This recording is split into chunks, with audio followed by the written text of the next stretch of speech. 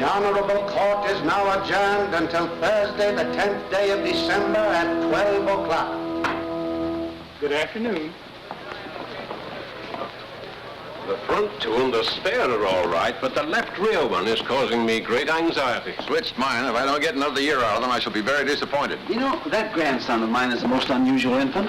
At 5 weeks, he holds up his head without support. Here, I'll show you a snapshot. Goodbye, Grant. Have a good vacation.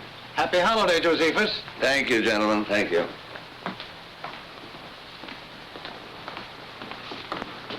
Mr. Justice?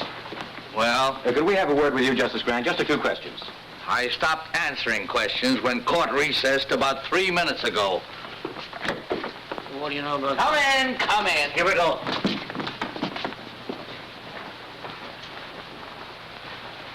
Well, gentlemen, Justice Grant, we understand you declined to preside at the Danville investigation. There's some speculation as to your reasons.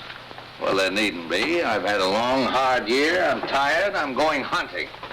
Miss Gilbert, would you put this in my bag, please? The Gazette referred to you last week as a terrible-tempered Justice Grant. How do you feel about that? I'm flattered. And this too, Miss Gilbert. where are you going for your hunting? Well, there are plenty of ducks and no reporters. When are you leaving? A moment after you do. Good day, sir.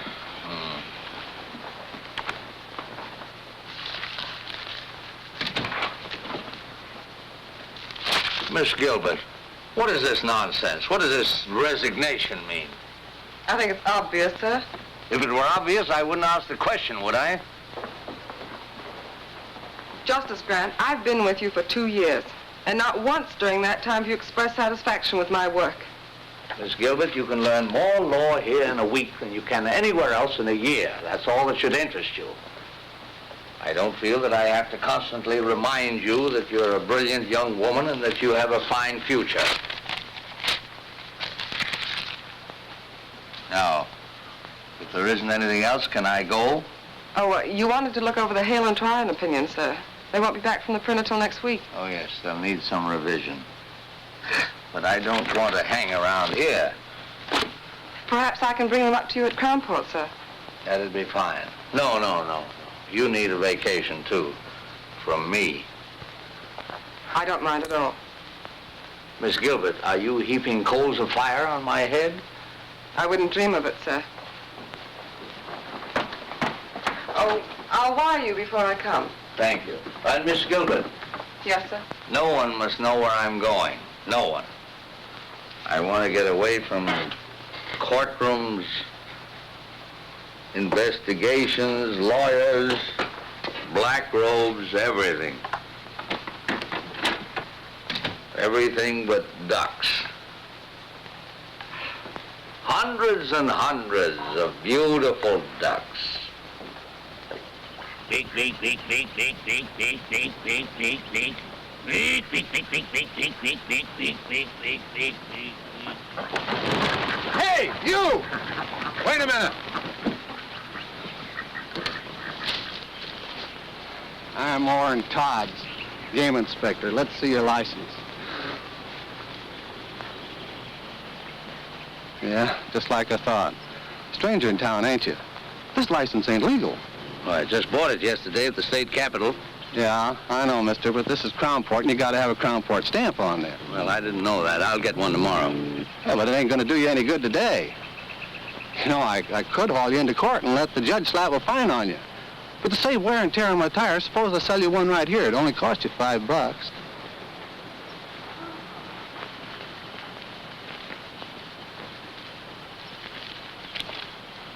You know, the $5 is just for the stamp. I usually get a little something for my trouble, too. Well, you don't understand. I'm giving you a break, brother. There. I never pay off twice, brother. Come on. Well, look, let me explain it to you.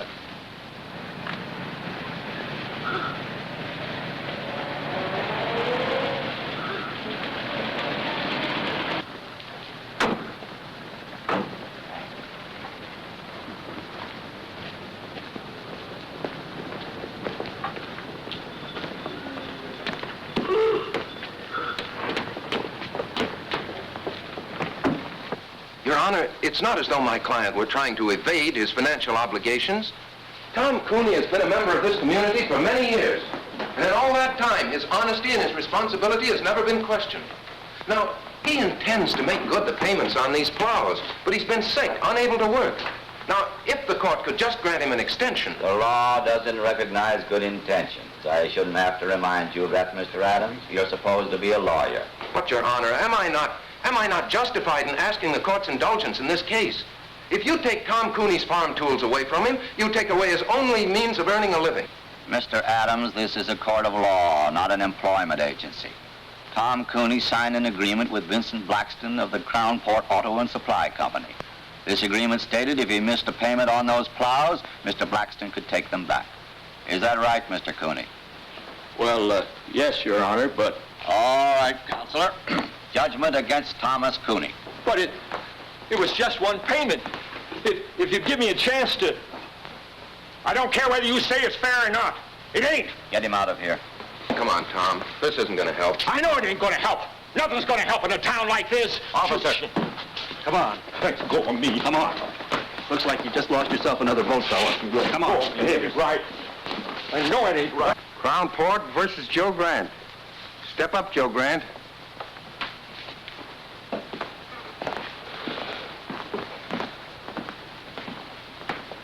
Name? Joe Grant. Shooting ducks without a Crown Port permit. I didn't get a chance to shoot. You were going to. Of course I was, you fool. That's why I bought a state license. We also require a Crown Port license, Mr. Grant. And ignorance of the law is no excuse. $100 or 30 days. Which one of you gentlemen do I pay? The clerk. Should have bought it from me in the first place. Save yourself a lot of dough. I assume that this $100 will permit me to resume my hunting without further interference. Your assumption is wrong. You still need a Crown Port stamp. And an officer enforcing the law is not interfering, Mr. Grant. As a judge, I advise you to be careful of your words. Next case. Crown Port versus Burton Line. Step up, Burton Line.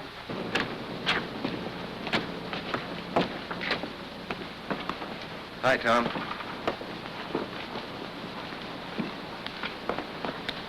I'm sorry it turned out that way. Guess that's the only way it could have turned out. No, I thought we had a chance, but I guess I should have known. What are you going to do now? Farm's no good to me without tools to work it. Guess I'll lose it. The bank will start yelling for its money pretty soon. You know, Bill, sometimes it's just more than a man can stand. I got to think of something to do. If I could only... Yeah, I know, Tom, I know. Look, why don't you come by the office later on? We'll talk about it, huh?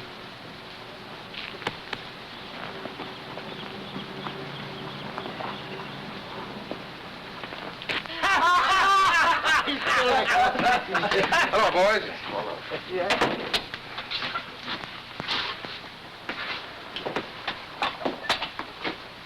Shave, Homer. I hear poor Tom Cooney lost his case. Yeah, he'll probably lose his farm now, too. It's a shame. You know, Homer, that's what I like about the fellows around your shop. They enjoy the good things of life. Like a guy who can't meet his mortgage or a poor farmer getting ripped out of his plows. Maybe if Cooney had a real sharp lawyer. Maybe if we had a bank that'd extend an honest man credit or a judge that'd give him a break. Talk like that isn't going to get you any votes, Adams. If I could afford a 50-cent cigar, I could get yours.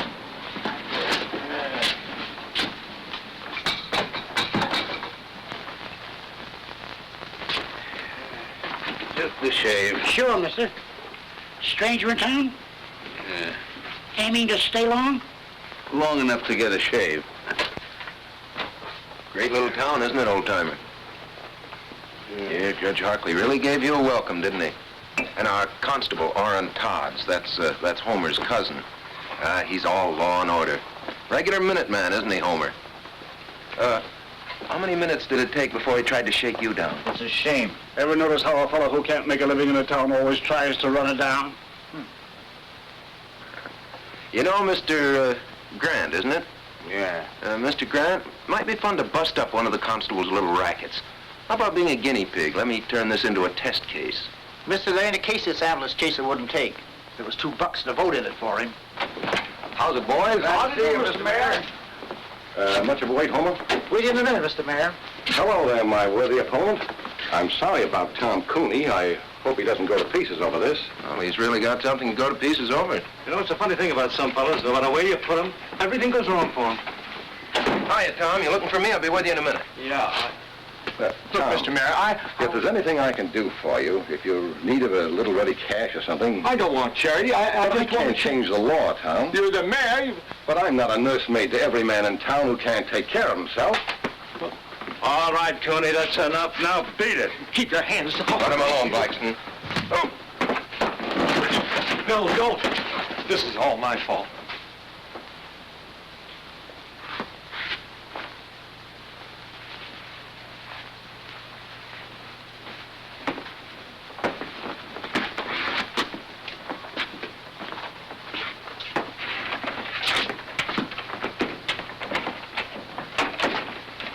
I wish you hadn't had to do that, Benny. He's had it coming to him for a long time. That boy is turning into an awful radical. You could tell that by the speech he made accepting the nomination. Well, that kind of talk is never going to make a mayor a Crown Port. That's too bad. Nothing I'd like better than to see some bright young fella come along who could take my place. But Bill Adams... Take a man to fill your shoes, Mr. Mayor.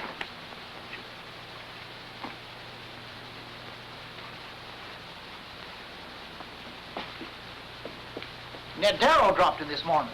Said to give you his regards.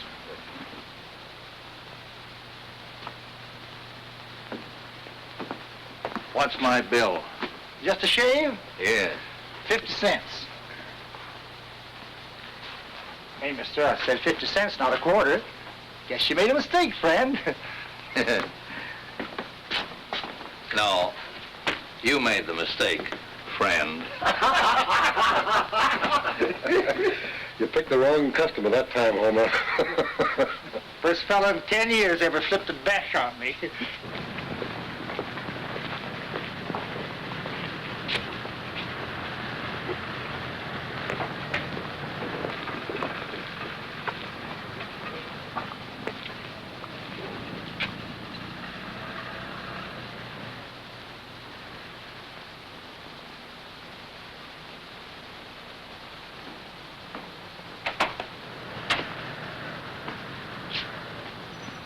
Come on in, old-timer. Thank you.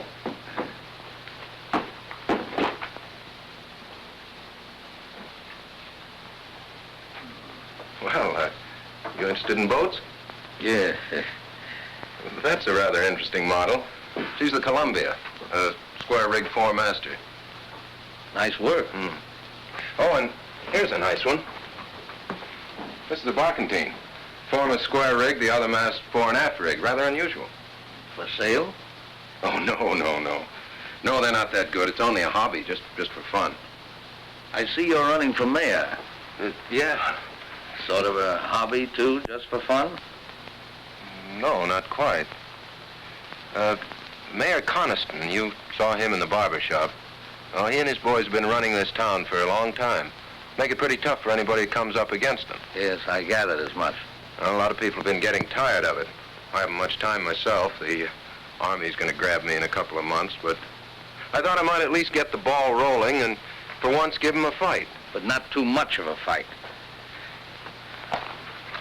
Something you wanted to see me about, Mr. Grant? In the barber shop, Mr. Adams, you mentioned the fact that you might like to make a test case of my fine. Were you serious? Yes, I think you've got a case. You do? How would you go about it? Well, we'd, Of course, the law requires a stamp. I didn't have one. No, but I think I could work out an appeal. An appeal? On what grounds? Was the fine illegal? Oh, no, they had a right to fine you. The fact that I was unfamiliar with the law? Oh, no, that's no excuse, obviously. Obviously. Then what would you base your appeal on, Mr. Adams? The fact that it's Tuesday and the sun is shining? Look, I haven't had much time to give it thought, but I can figure out an angle. There must be one lying around somewhere. Oh, yes, I'm sure there is. In the meanwhile, you can always make a living as a carpenter. Hiya, Bill. Oh, you busy? No, Charlie, come on in. Mr. Grant, Charlie Craig, my campaign manager. How do you do, sir? Hi. Any new votes, Charlie? About enough to fill a dog's ear. Say, I just heard about Tom Cooney. Yeah, he's taking it pretty hard. I signed the same kind of note he did, so it don't look so good for that tractor of mine either. You couldn't get me a couple of weeks postponement, could you? I'll try, Charlie, but there's no use appealing to Blackston, not with the way he's got his business set up. His hopping on my tail wouldn't burn me if I hadn't had so much trouble with that tractor. Every time I needed a spare part, I had to send for it myself. Blackston never carried them in stock. Did Blackston promise you such service? Well, no, there's nothing in the contract about providing service. Has Blackston lived up to all his legal obligations as seller of the tractor? Well, sir, you sound like a lawyer yourself, Mr. Grant. Yes, well, I was about 20 years ago. Well, maybe you could give Bill here a pointer or two. Anyway, I'm glad to have met you. Be seeing you, Mr. Mayor. I'm going out and see if I can't agitate a few votes for you. Mm-hmm. Well, Mr. Grant, since you have some knowledge of the law, you've probably decided there's nothing much I can do for you. Well, what about Craig? What are you going to do about him? What can I do for him? With Harkley on the bench, you saw what happened to Tom Cooney. You can't blame that on Judge Harkley. You went into that courtroom without a defense. That's why you got whipped. Well, then I guess I'll get whipped again. I guess you will. You're not much of a fighter, are you, Mr. Adams? Except in barbershop brawls. Oh, stop it. You can't fight brass knuckles with spitballs. The trick in this town is either to play the game their way, and I haven't the stomach for that, or to be as smart as they are. The trick, Mr. Adams, is to be smarter. Well, does that wind up your business? Or are you going to stay and give me the first 5 lessons in how to win friends and influence judges? No, Mr. Adams, I'm not. Those lessons have been written, and very well written, in books like this and all the others. And somewhere in one of them there's a lesson mentioning that in any transaction between a seller and a buyer, there are laws governing the behavior of both parties. But I doubt if you can keep afloat long enough to find it. You know, Mr. Adams, I've seen you in action now as a lawyer, as a candidate for mayor, and as a shipbuilder. And if you'll take my advice, you'll stick to shipbuilding. There's a great future in it for lawyers.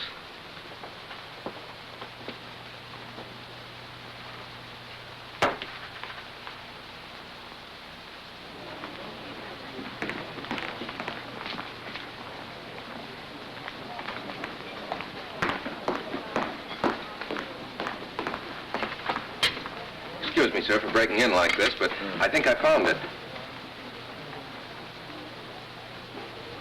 Yes, that covers it. You said you hadn't practiced law for 20 years. Imagine remembering a thing like that. Have you had dinner, Mr. Adams? No, thanks, not hungry. I think this will cover it. It should work, but I've been battered down by those guys so often, I guess I haven't too much confidence. How long have you lived in Crownport, Mr. Adams? 28 years with time out for college and law school. Mm-hmm.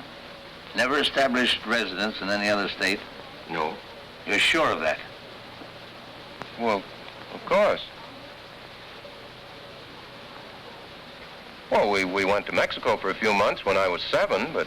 Did you file an income tax return for 1939 and 40? Well, sure. I didn't pay anything in 1940. I didn't earn enough, but I filed a return. And your figures were honest, correct, and would bear investigation? What? Why, of course they were. No, you're getting nervous, Mr. Adams. I'm not nervous. I'm merely trying... Yes, you are. You're flustered. You're raising your voice. Well, why shouldn't I raise my voice? You've as good as accused me of falsifying my income tax. I've accused you of nothing, Mr. Adams. Now, look, I don't know what you have on there, but I want to tell you that... Take a look.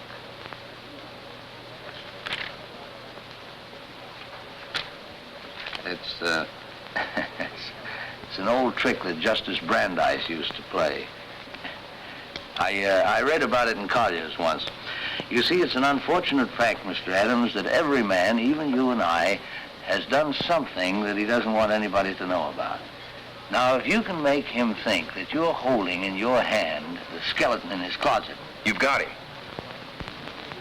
Well, let's say at least you've got him squirming, nervous, worried, as you were. But if that man happens to have a really guilty conscience...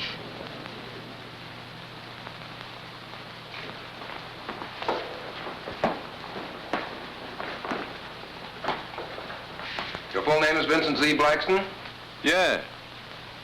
Tell me, Mr. Blackston, what does the Z stand for? Do I have to answer that, Your Honor? What can be your objection? Surely you have nothing to hide. Well, the Z stands for Zephyr. It's a family name. Zephyr means a little wind, I believe.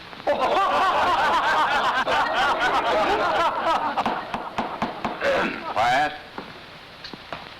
Mr. Blackston, you're the owner and manager of the Crownport Auto and Supply Company? Yes. The sole owner? Well, sure, of course. No silent partners? No. Well, of course there are people. Oh, then you're not the sole owner. I didn't say that. I just It said... seems very strange to me, Mr. Blackston. You don't know whether you own your own business or not. I object. That question is irrelevant, immaterial, and calculated to confuse the witness. Objection sustained. Counselor will restrict himself to the facts bearing on this case. Mr. Blackston, your company sells most of the used cars and tractors in this town. Almost a monopoly, isn't it? I do the most business because I sell my stock at the lowest prices. That's not monopoly. That's the American way of life. Now tell me, Mr. Blackston, carry spare parts for your customers? Sure. Do you have in stock at this moment piston rings for the 1938 tractors you sold in this town? Well, Mr. Blackston? Well, no, I don't. Oh, then you don't carry all the spare parts your customers might need. Well, I can always get them if they need them. Yes, but sometimes your customers have to wait. Sure, it takes 2 weeks. If I ain't got them, how can they have them? An intelligent answer, Mr. Blackston, and an honest one. One which will require the court to enter judgment against you in this case. Will Counselor explain that statement? Certainly, Your Honor. Motor Vehicle Laws, 1919, Chapter 174, Section 52. The sale of any automobile or any other automotive vehicle is void unless the dealer carries in stock at all times and on demand parts that may be needed to repair the particular make of vehicle. Will you let me see that reference?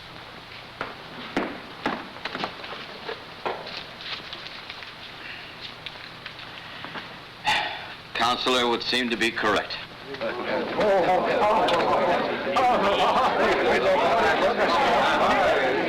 You put it over, Bill.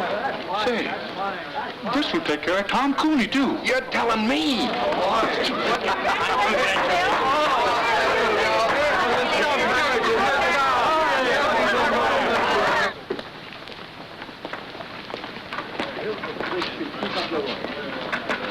Mr. Grant. I thought you were going hunting. Well, all the ducks are inside today. I see you winged a couple yourself. Oh, of course, it's nothing really big. Oh, who am I kidding? I'm so tickled I feel like a combination of Superman and a member of the Supreme Court. Really, I don't know how to thank you, Mr. Grant. Oh, no need to, my boy. First time I've enjoyed a courtroom in years. Hey, thank you, fella. You know what this stuff is? No, Mr. Grant, he wouldn't. William, this is American money. Good old folding money. You know what you can do with this stuff? You can buy things that you need. You get it? Yeah, but what I don't get is where you got it. Well, seeing Blackston get trim warmed some hearts and unloosened a couple of purse strings. The boys have kicked in for your campaign fund. You know what we're going to do with this beautiful stuff? We're going to get some posters printed, great big ones, the kind that look you right straight in the eye and follow you around.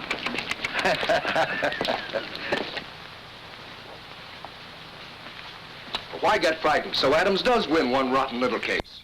Do you know what that case cost me? You can afford it. If it had happened to your hotel, Roscoe, you'd scream like a stuck pig. Stop it, stop it.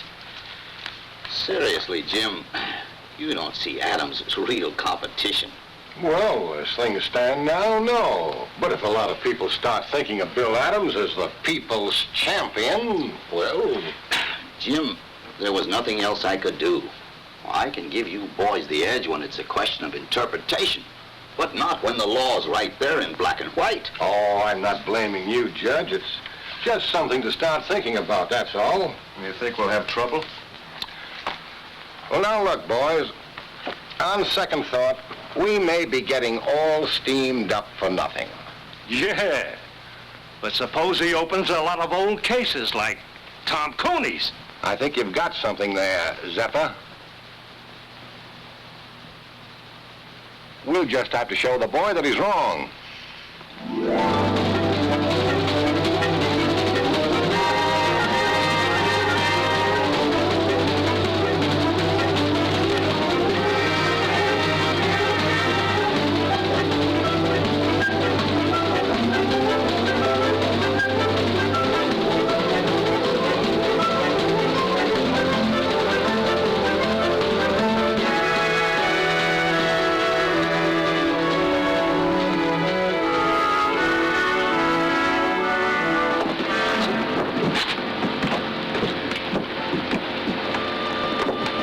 Miss Gilbert?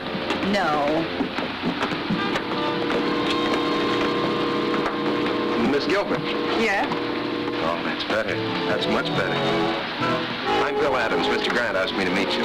Yes, I know. Here, let me take that. The car's over here.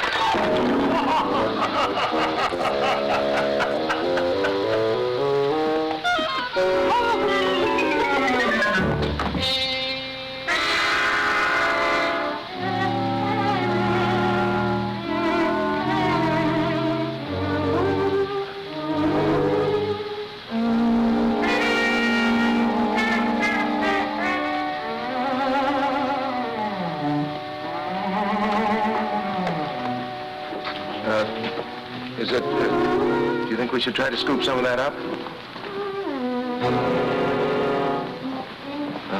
No, I guess not, huh? Well, everything seems to be under control, but... Would it be all right with you if we went to your car now? The car? Oh, no. No, yes. Right here.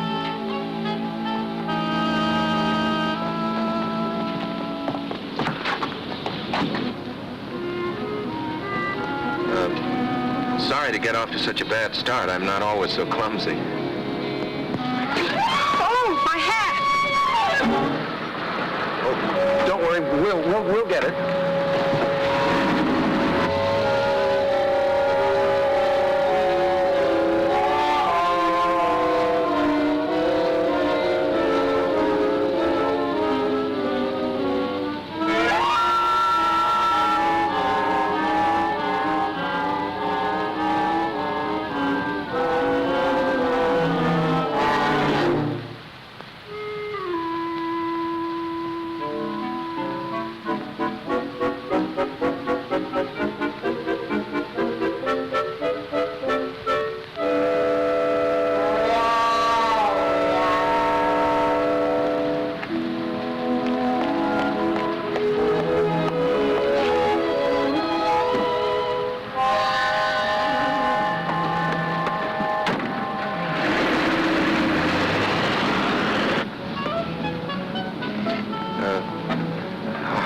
You worked for Mr. Grant?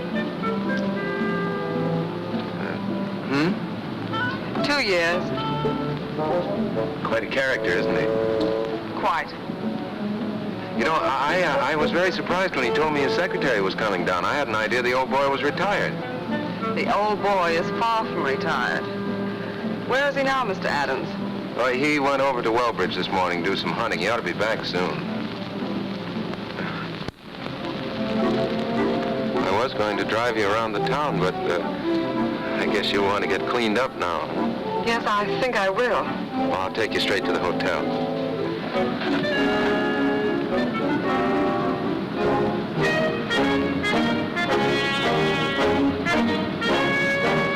You are running for mayor? Mm-hmm. Surprised? That's putting it very mildly, Mr. Adams. Well, make the most of it, lady, because that's likely to be the only surprise you'll get in this town.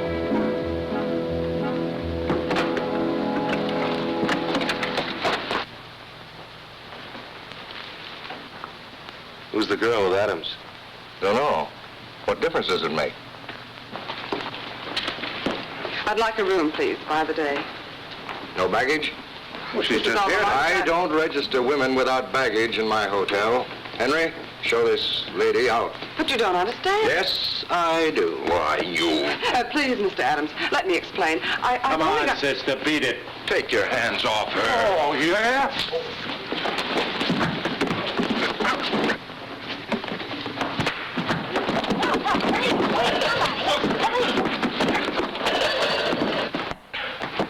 Nice work, pal.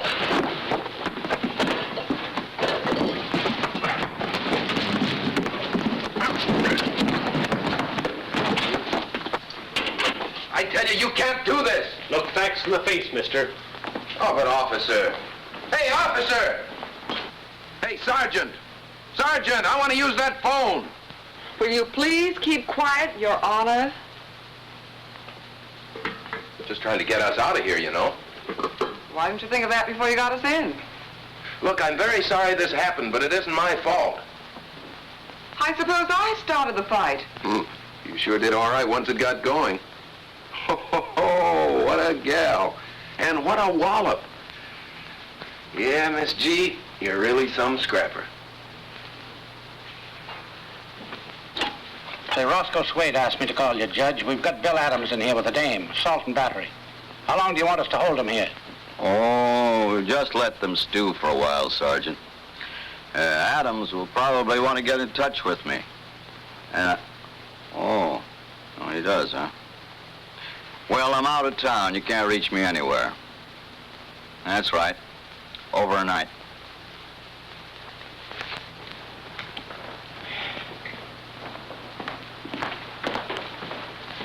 Will you have the chef prepare a couple of these for tomorrow night's dinner? And I'll have my key, please. Yes, sir. What room did you put Miss Gilbert in? Gilbert? Gilbert. There's no Miss Gilbert registered. Well, that's strange. Anything wrong, Mr. Grant?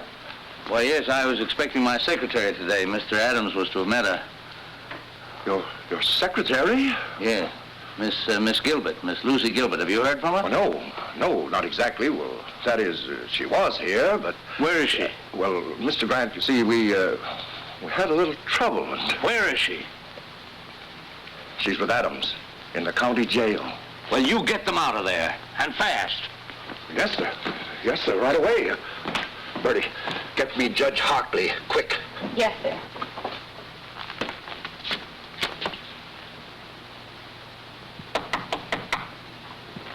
Come in.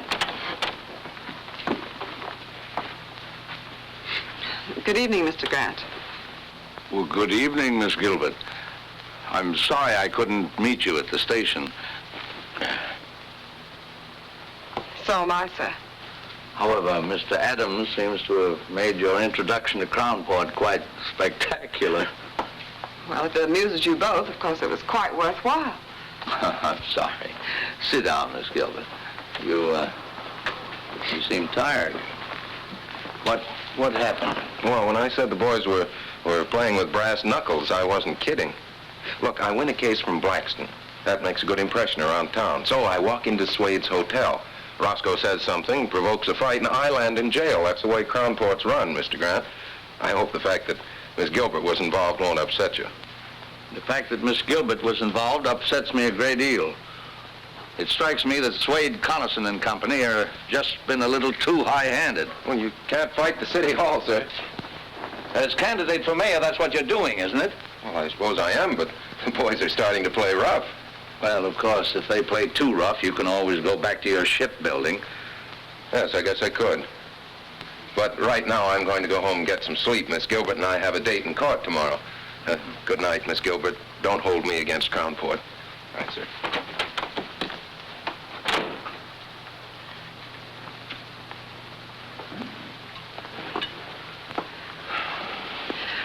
Your notes, perhaps you'd like to go over them. I gather somehow that you're not very much drawn to Mr. Adams. My personal reactions to him aren't important, sir.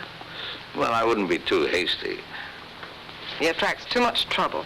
He certainly does. His whole approach is wrong. He shuts his eyes and wades in and slugs. But he has good stuff. Do you think it wise to get involved with his problems? After all, you are on your vacation. Oh, I'm not involved. I'm just trying to give the boy a push. Come in. May I turn your bed down, sir? Oh, yes, certainly. Good night, Mr. Grant. Good night. Oh? Oh, I'm all right. Good night, Miss Gilbert.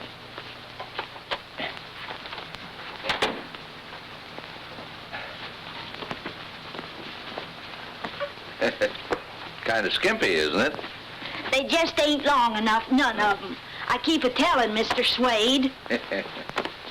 Well, there, that'll have to do. Good night, sir. Hope you rest well. Thank you.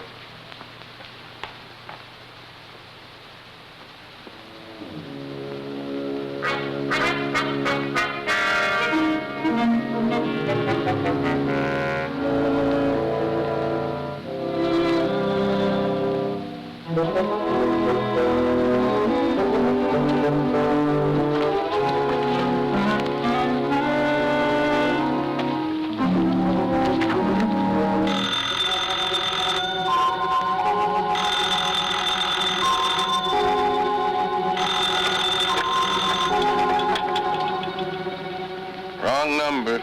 Mr. Adams, wake up. This is Mr. Grant. What? Wait a minute. Yeah? You want me to what? I said get into your clothes, get 2 yardsticks. Yardsticks. Come right over here and register for the night at the hotel. I'll tell you all about it when you get here, but get here. Right.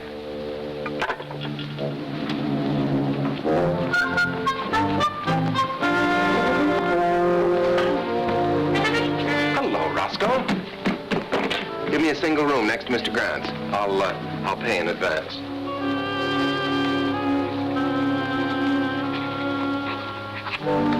$413. What's the matter, Roscoe? You don't seem at all happy to see me. I brought my luggage, too.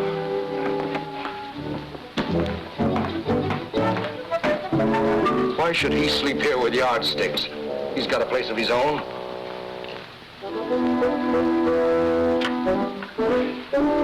Hello? Get me Miss Gilbert's room, please. Where do we start?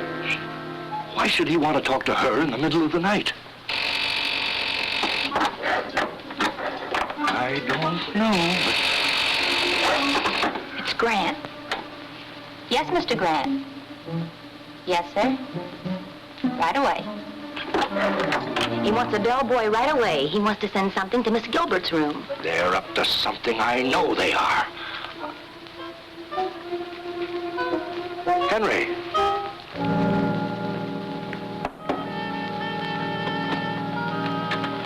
Take this yardstick to Miss Gilbert. Yes, sir. Mr. Swade said with his compliments. My compliments to Mr. Swade. I don't eat fruit.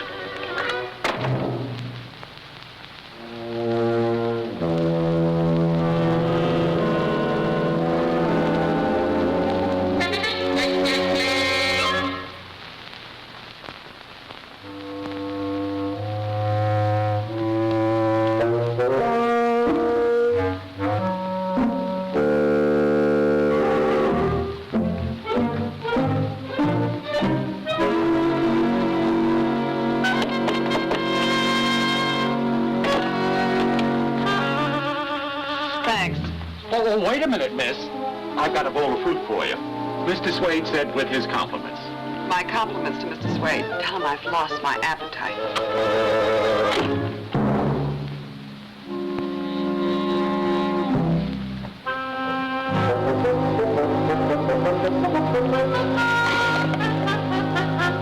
I couldn't see nothing. They blacked out the rooms.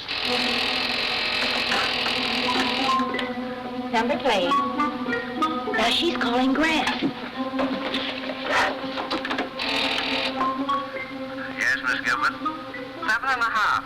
Same here. And the other? 2.5. That does it. Maybe it's a code. Oh, don't worry, Roscoe. I'll be back.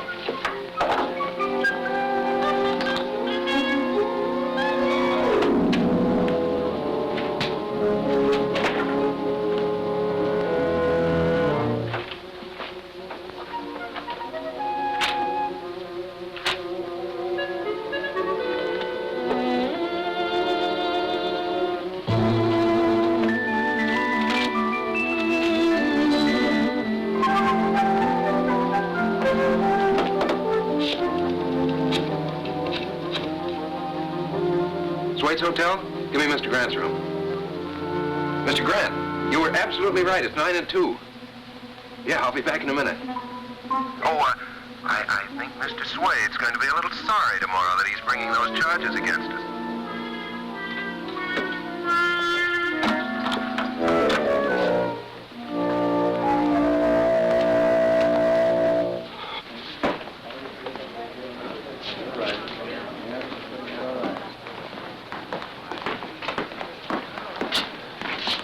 Good afternoon, Miss Gilbert. Mr. Grant, you're looking very beautiful, Miss Gilbert. Really?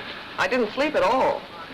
Probably nervous exhaustion due to the unfortunate experience you underwent yesterday. Ever spent any time in jail, Mr. Swade?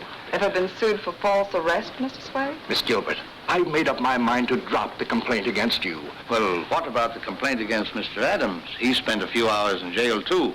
You've got nobody but yourself to thank. You started it hitting Henry. I'll forget you hit me. He didn't hit you. I did. Well, I'll forget that, too, but... But 6 hours in jail is something I won't forget, Mr. Swade. I think $5,000 damages would be about right, Counselor, don't you? Well, I had thought of 10, but... No, I think 5 is enough. Oh, don't worry, Mr. Swade. I'll see that the money goes to a good cause. I'll invest it in war bonds.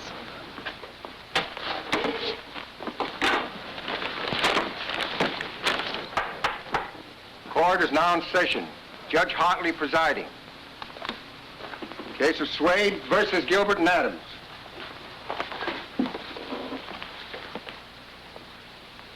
Judge, I move you throw my complaint out. The complaint against Miss Gilbert? Yes. Adams, too. We settled it by ourselves. Both of them, huh? Yeah. Wow. Case of Swade versus Gilbert and Adams, dismissed. You can thank Miss Gilbert for getting you off so easy.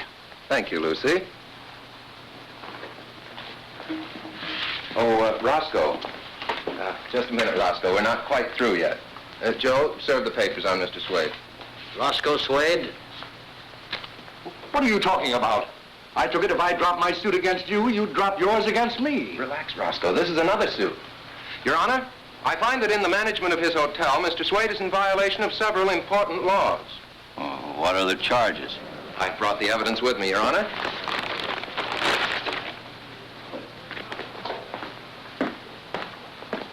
The hotel laws of this state, 1909, Section 52. All sheets provided in all hotels, hostelries, inns, or lodging houses shall be a minimum of 9 feet in length. 7.5 feet, Your Honor. All pillowcases shall be a minimum of 3 feet. 2.5 feet, Your Honor. There should be a minimum distance between all twin beds of 2 feet. Now, the beds in my room at the Swade Hotel were scarcely half a foot apart, Your Honor. I couldn't bring them in evidence, but I have witnesses who can testify as to my veracity. Let me see this reference. Certainly.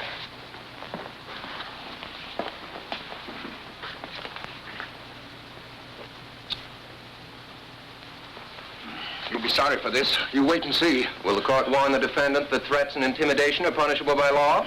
Quiet, Mr. Swade. And don't you tell me how to run my court. The law provides a fine of $50. For each offense. Are you prepared to face these charges at the present time? Yes. You plead guilty? Yes. And pay the clerk. Nice work, Counselor. Congratulations. Thank you.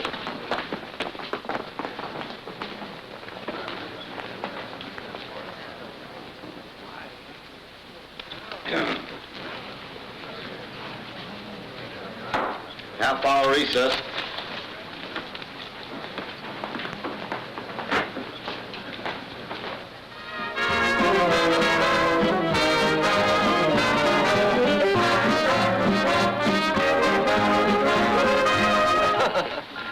Well, this couldn't by any chance be a little gift from Mr. Swade. I thought we might end our celebration in style.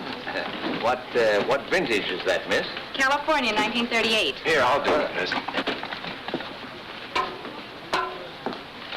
I'm an amateur, the bottle resents me. Well, it's hot anyway. You? To the next mayor of Crownport. Yes, who's learned to use his head and his law books. Well, to my routing section. I think you're on the right track, Counselor. You keep the Connisons busy on the little things, and they won't have time for the bigger ones. Neither will I. Well, I think I'd like to do a little hunting in the morning, if you can keep your life fairly quiet for one day. Well, I'll try. Lucy might keep an eye on me. That'd help. I'll be responsible for him, sir. Starting with breakfast. Well, I think Lucy would probably like some more coffee. Yes, I would. It'll just keep you awake. Well, good night. Good night. Good night, sir.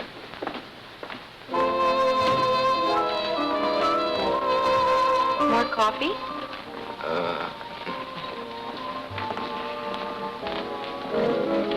I suppose you're a wonderful dancer. Fair. I'm awful. Good. That'll make me feel superior. May I have this dance, Mr. Adams? Charmed. Hey, I'm not so bad, am I? You're fine. I guess the trouble was I just never liked to dance before. Neither did I. You know, Lucy, Crownport's not such a bad little town. It's got a lot of nice people in it. You've just seen the worst side of it. Like you?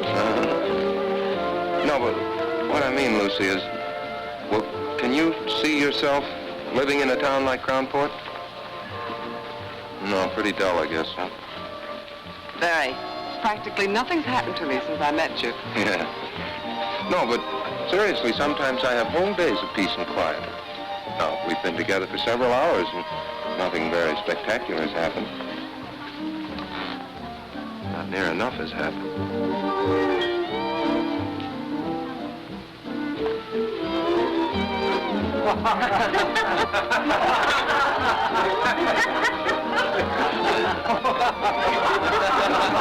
Let's get out of here now. Sorry. Sometimes we have whole days of peace and quiet. Good night, Mr. Adams. Oh, that date for breakfast still stands. Good night, Bill.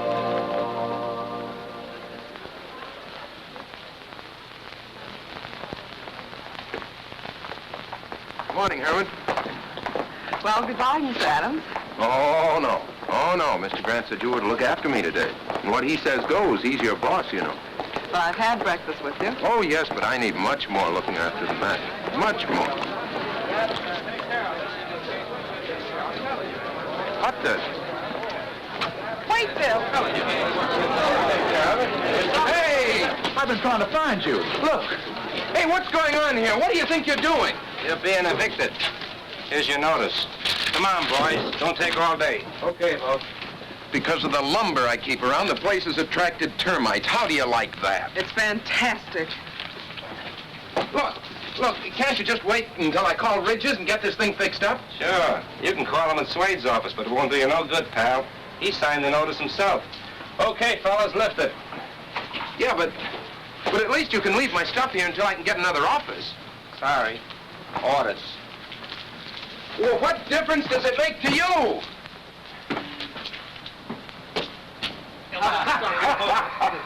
Oh, boy. Where's your telephone? Right over there. Thanks.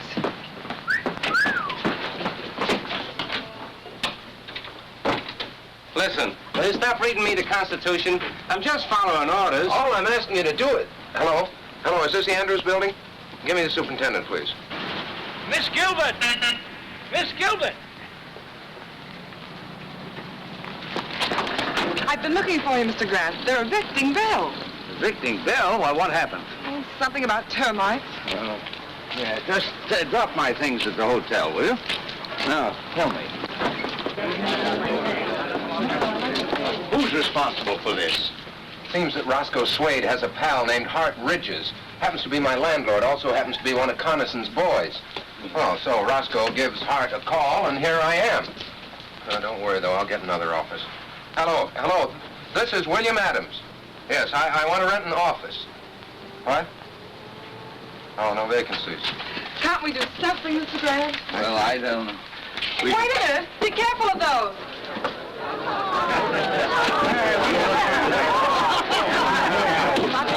No vacancies at all, huh? I see. Not an office in town, not even a loft. Oh, those boys think of everything. Coniston? Are you sure? Who else? It's too clever for anybody else. Let me through here with you. Who's Bill Adams? Do you mean Mayor Adams? I'm Bill Adams. What do you want? Electric company. Got orders to discontinue service. Efficient, aren't they? You'll find the box in the back. Okay, thanks. What's the matter, Mr. Mayor? Can't you pay your bills? You shut your mouth. I'll shut it for you. Oh, no, Tom, no. That's what they want us to do, so let's not do it. Why not use my sitting room as temporary headquarters? Oh, well, that's awfully nice of you, Mr. Grant, but I couldn't do... Why not, Bill? You're not going to let them put you out of business, are you?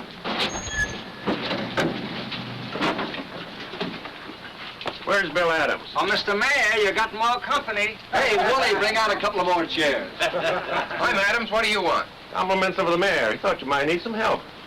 Will you send my compliments right back to the mayor and tell him to... You tell Mayor Coniston I'm staying right where I am, out on the street. And before I'm through, I'll have him out here with me. Get a soapbox. You bet I'll get a soapbox. And if Coniston wants to know what I mean, tell him to come down here and I'll try explaining it to him personally. Ladies and gentlemen, please, just give me a few minutes until I get my new office set up. William, you mean right here on the street? Sure, why not? We'll hang my shingle on that lamppost. Bill, they'll get out in the junction. You won't be here 2 hours. I know that, sir. But this time Coniston's gone too far. He's giving me more publicity than I ever dreamed of. I may be here only an hour, but it'll be a good one. I'll get you an office. Now, keep out of trouble. I'll be back in a few minutes. Oh, now, is this about right for the desk? Oh, no. I think it should be catty-corner. Okay, lady, you're the boss. Oh, here, let me take those. Watch this. Oh, yeah. Excuse me.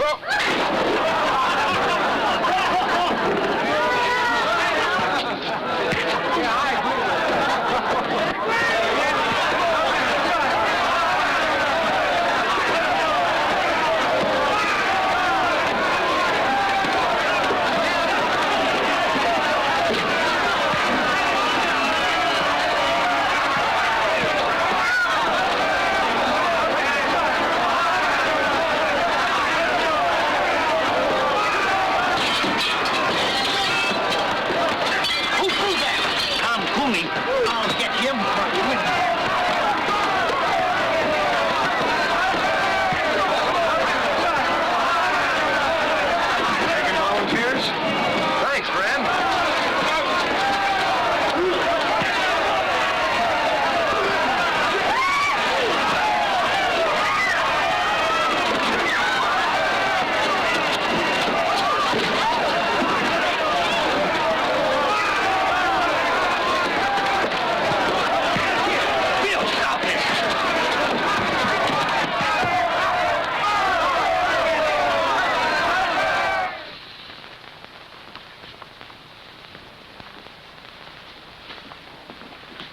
How is he, nurse? Oh, he's coming along all right. Can we see him now? I think so. You fellas wait. We'll be right out. That'll do it, Mr. Grant. Oh, thank you. Oh, where's Mr. Adams? How you feel, Mr. Maybe you Grant? better take it easy for a while. No, I'm all right. Where are Mr. Adams and my secretary? Well, he's in jail, and she's trying to get him out. Lucy. Did the doctor say you could get up? Oh, yes, I'm fine. Where's Bill? Still in jail. I've tried everything. They're holding him for a $15,000 bail, inciting to riot. This is outrageous. We'll have to find Judge Harkley. We've tried to. And he couldn't be found, as usual. You can find him at Coniston's rally, about an hour from now, up there on the platform, shooting his big mouth off. No, we'll find him before then. It's no use, Mr. Grant. They got us all sewed up. They always do. Yes, but they took one stitch too many this time. They always do that, too. Come on.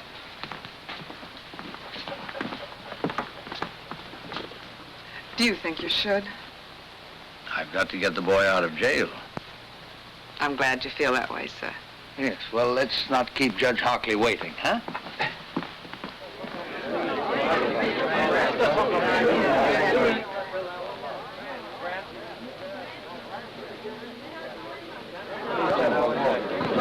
talk to you, Mr. Hockley. Sorry, I haven't any time to give you right now. I'm afraid you'll have to find time. See here, you... Judge Hockley, acting on my rights as a citizen, I demand that you swear out warrants for the arrest of Ridges, Swade, Blackston, and Mayor Connison. You're crazy. On what charges? Conspiracy, abuse of public office, inciting to riot. I suggest that you come to the jail with us now and release Mr. Adams and sign those warrants. We'll need a couple of more warrants, too, for some hoodlums. I have their names. You are crazy. You can't push a way into my house and order me around. Do you realize I can have you arrested for disturbing the peace, all of you? Let's just postpone that, Judge. Ladies and gentlemen, will you excuse us for just a minute?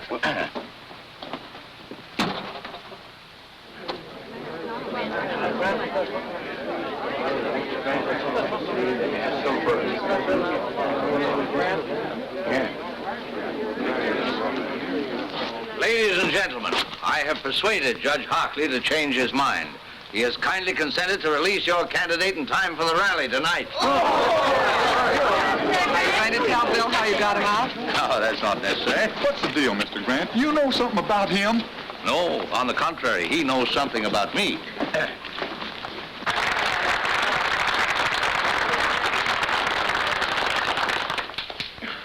Ladies and gentlemen, I mean my friend. For a long time, I've been hoping a man would come along, a young man.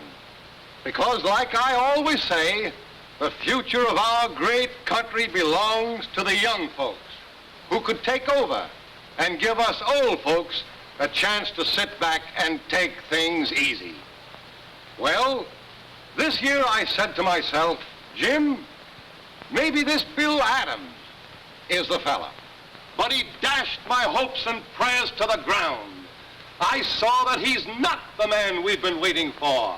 That he's nothing but an agitator, a troublemaker, stirring up neighbors against each other. He said he'd be here tonight. I wish he was. I hope that when I got up to talk, he'd be here on the platform with me to debate with me the issues so close to our hearts.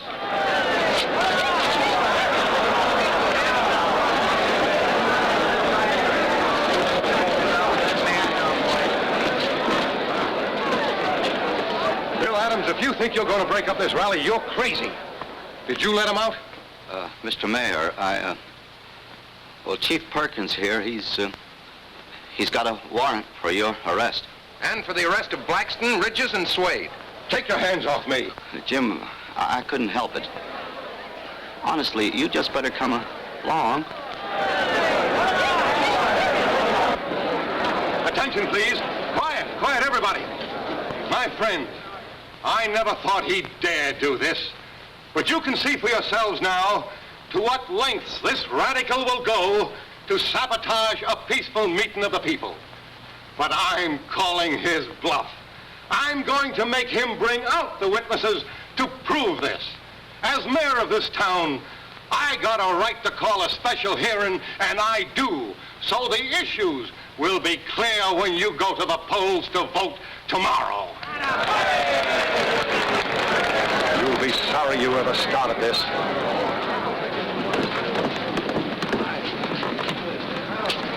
Better remain with us, Mr. Hartley. We wouldn't want you to prejudice the mayor's testimony. Any place there, folks. All right, find a seat and sit down. Sit down. That Adams Bert's just bluffing. He ain't got a thing on the mayor. No? Find a seat and sit down.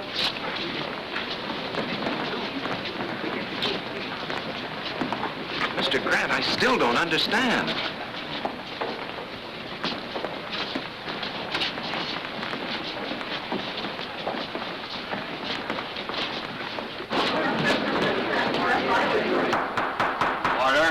Order, this hearing will come to order.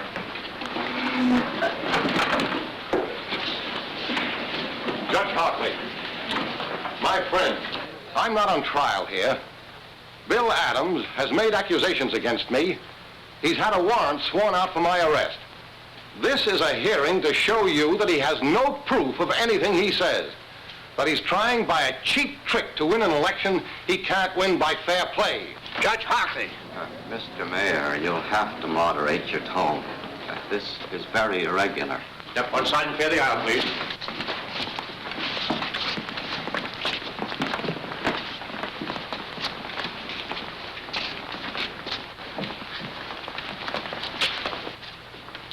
Mr. Coniston, it's true that you are not formally on trial here. You asked for this hearing. You demanded by what right we had you arrested.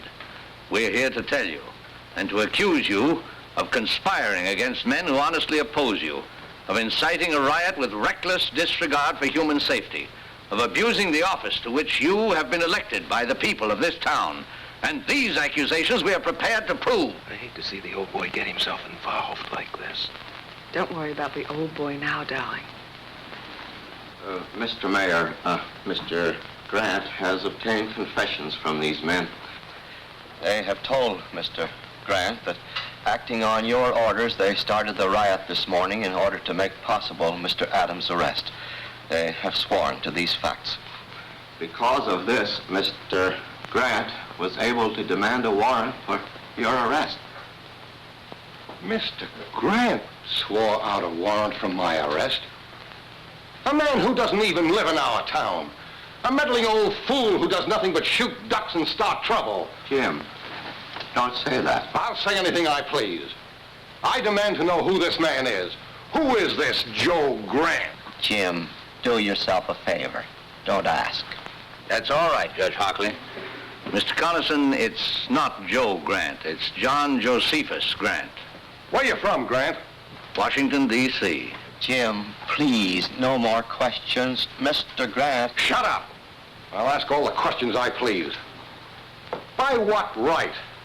And what do you do, Mr. Grant? Mr. Coniston, I am a judge, an Associate Justice of the Supreme Court of the United States.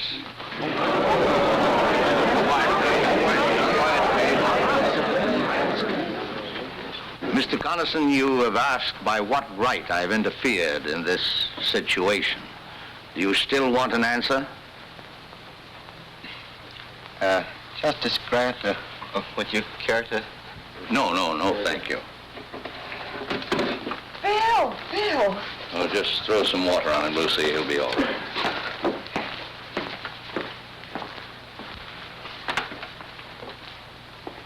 Your Honor, Mayor Coniston, it's only right that you should know why I, a stranger, have become involved in your affairs. Believe me, it's not because I am a justice of the Supreme Court. It's because, like all of you here, I am a citizen of this country. That is no little honor. Men have fought revolutions, have died to be called citizen. And as citizens, we carry a burning responsibility. It means that when we elect men to public office, we cannot do it as lightly as we flip a coin. It means that after we've elected them, we can't sit back and say, our job is done. What they do now doesn't concern us. That philosophy of indifference is what the enemies of decent government want. If we allow them to have their way, to grow strong and vicious, then the heroic struggle which welded thousands of lovely towns like this into a great nation means nothing. Then we're not citizens, we're traitors. The great liberties by which we live have been bought with blood. The kind of government we get is the kind of government we want. Government of the people, by the people, and for the people can mean any kind of government. It's our duty to make it mean only one kind, uncorrupted, free, united. I believe, Mayor Coniston, that I've answered your question.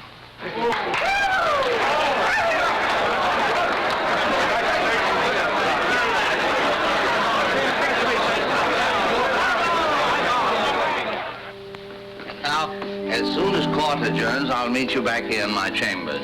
Well, what's the matter, Mr. Justice? You seem nervous. Oh, no, not at all. How about you, Mayor Adams? Have you the ring?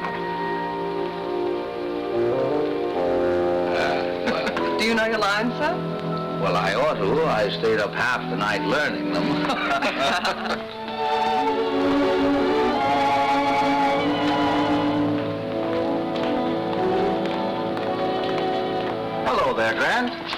I'm glad to see you. Thank you. You're looking fine, Josephus. How was the hunting? Oh, best I ever had. Good morning, Your Honor.